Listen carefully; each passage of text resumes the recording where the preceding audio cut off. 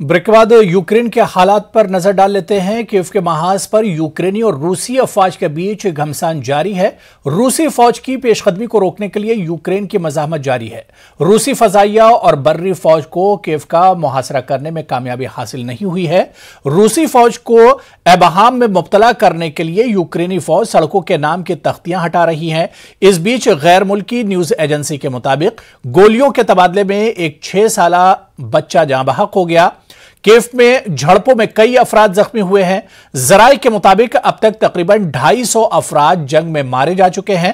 यूक्रेनी शहरी बड़ी तादाद में पोलैंड का रुख कर रहे हैं। अब तक 1.5 लाख अफराद वतन छोड़ चुके हैं। इस बीच अमेरिका और इत्तेहादियों की जानिब से रूस के खिलाफ पाबंदियां आयद करने का सिलसिला भी जारी है।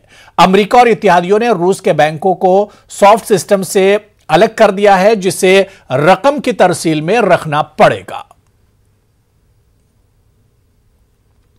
तो यूक्रेन बहरान पर साबिक अमेरिकी सदर डोनाल्ड ट्रंप ने अमेरिकी सदर जो बाइडेन की सख्त नुक्ताचीनी की है। उन्होंने बाइडेन की कमजोरियों को उजागर किया और रूसी सदर पुतिन की सताइश की।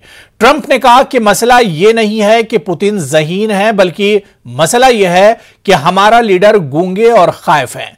साबिक सदर डोनाल्ड ट्रंप ने नेटो को भी सख्त और सुस्त कहा। ख्याल है कि अमेरिका और इसके इत्तेहादी रूस पर मुसलसल पाबंदियां आयद कर रहे हैं। सदर बाइडेन ने कहा कि रूस पर पाबंदियों का मुतबादिल फौजी कार्रवाई है। एक इंटरव्यू में बाइडेन ने कहा कि रूस को अपने किए की भारी कीमत चुकानी पड़ेगी।